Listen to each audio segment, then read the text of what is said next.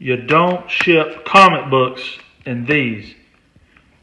These are do not protect graded comic books or any other kind of comic books. Don't ship comic books in these. There's barely any bubble wrap in there, any protection. This is a graded comic book. I'm going to go ahead and assume that it's probably damaged.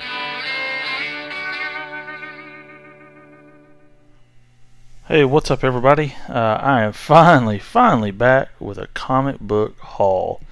And this one's actually more of a haul than just like one book.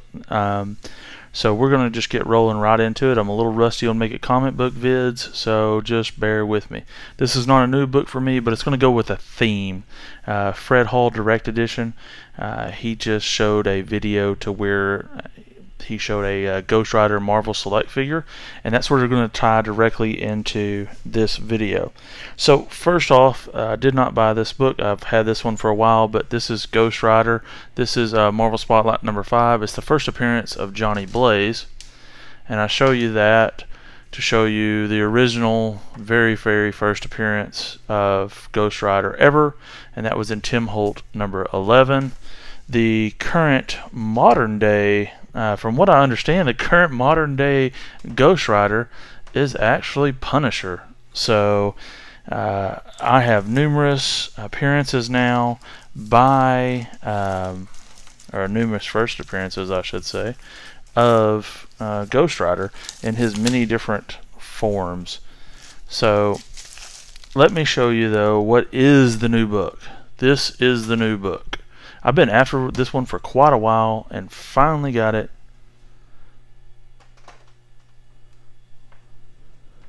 This is Ghost Rider number 1. It is graded at a 6.0, and it's the origin, the first appearance of the new Ghost Rider, Carter Slade.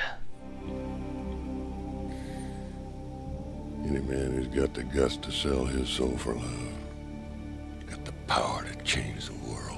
The rant at the beginning of my video. Let's see. Well, at least it's got the plastic on it.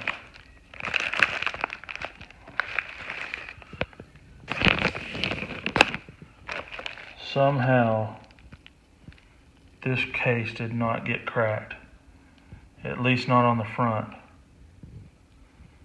That's amazing.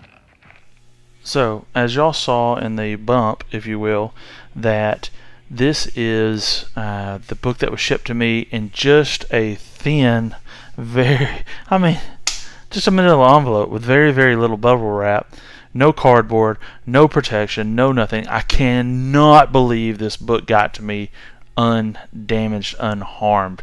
But it did, and I'm very happy about that. This is a beautiful cover, and this is graded at 7.5. This is from 1968, and it's a Neal Adams cover. I'm going to show you some of the interiors right here.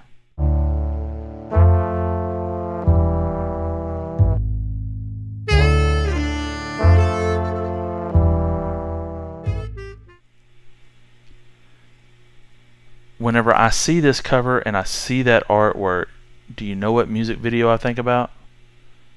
Roll the footage.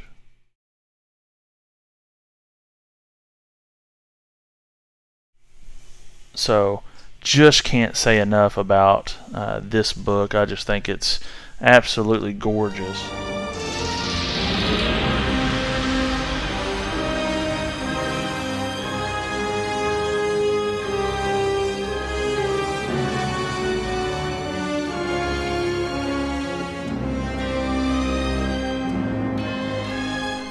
Okay, this is my first foray into this type of book, and the first one is going to be like a pulp magazine, and I just think it's really cool. It's the oldest book I have in my collection, and it is the Shadow magazine from 1936, February of 1936. I just like it because it's car related.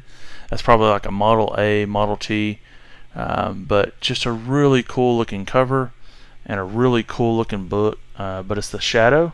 I have some of the more recent Shadow books, but I haven't had any of the old ones. I looked for this book for a very long time, and I wanted to find one that was in good shape at a good price, and I wanted to be able to send it off for grading if I so desired, which I so desire. This is a very nice copy. This is like an homage cover to a couple of different, I think it's an homage, I don't know that, I don't have anything to back that up, but this to me is not, it's sort of like an homage or very similar to a very famous expensive Detective Comics book.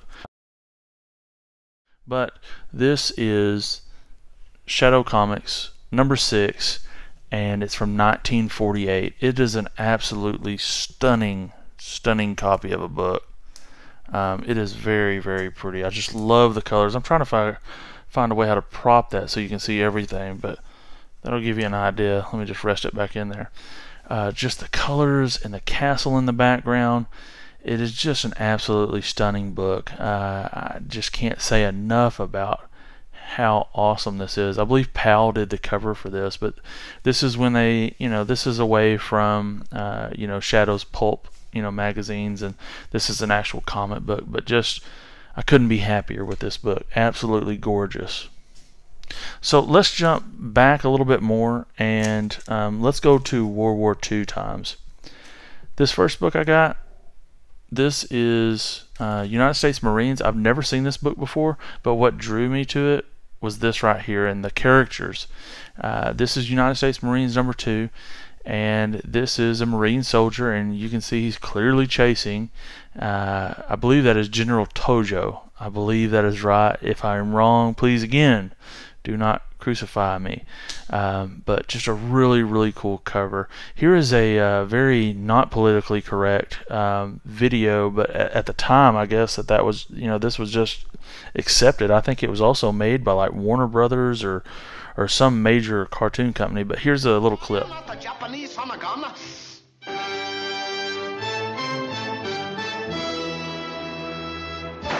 Yeah, and I'm Mock Turtle Soup. So, sticking with this same World War II theme, let's go to, this is not a new book for me, but I'm just going to set the stage for the next book. This is Captain Midnight, and it's number 21. It's a World War II cover. Also, you can see the characterization of the Japanese soldier right here. But I have been after this next book for a long time. This is the 3rd time I have bought this book, and I finally just bought it graded because I was tired of messing around with, I'd buy one of them and then it would be missing a page. I'd buy another one and it'd be missing a piece out of a page, and so I finally got a complete one, a non-restored World War II cover, 4.5 grade, Captain Midnight, number 17, from 1944, February of 1944. Oh. This is pre the invasion, on the beaches of Normandy, but this is from February of 1944. It's a cover by Mac Rayboy, and it's just a beautiful World War II cover. It says, "Hello Adolf, greetings from Captain Midnight," and then you see like the water towers down here. They've got the Nazi insignia on there.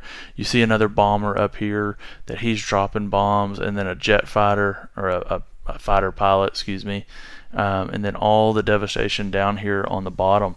Just a really cool World War II cover. Y'all know I have an affection for World War II stuff and Golden Age books, so I was very happy, and I think I've got some pictures somewhere. I'll show those of some of the original books that I got that weren't quite right. Do it again. Do it again. Do it again. Not like you, lady. And I had to ship all those back. But my last book of the night, or of the day, the draft is going on right now, so you'll have to pardon me if I'm slightly distracted, but it's this. This is Master Comics number 11 from February of 1941. Just an awesome cover. We are talking, this is World War II times. We are not directly, quote unquote, involved with the war. I mean, we're in it, but we ain't fully in it yet. This is even before the bombing of Pearl Harbor. But I'd imagine there's already tension in the air. So what you're seeing here is Bullet Man. He's zooming in to redirect the bomb that's being dropped on this city right here. This has been restored. Reaper Tate had recently done a video where he was talking about restored comics. Y'all know my stance on that. I don't mind restored comics, especially whenever I'm talking about something that's this old.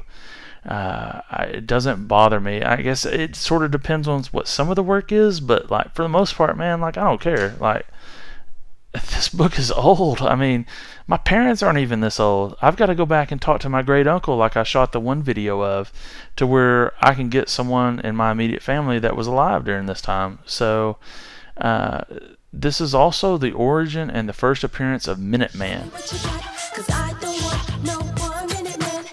Not that Minuteman. What's going on here? Not that one. It's this Minuteman.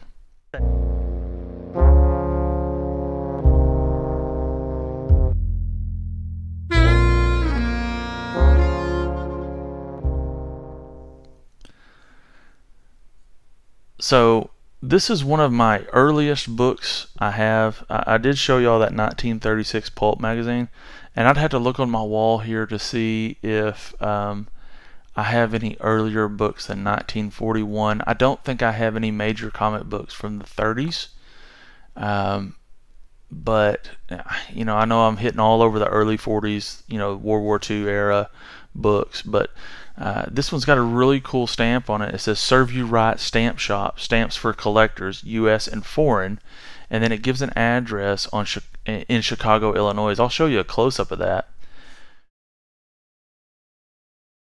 I tried Googling that store to see if I could find any old pictures of it or anything, and I wasn't successful. But if y'all are familiar with that store, hit me up, let me know. But this is like 1963, whenever states were still using 3 letters for their abbreviations. But just a really, really cool book. I'm very happy to add this to my collection.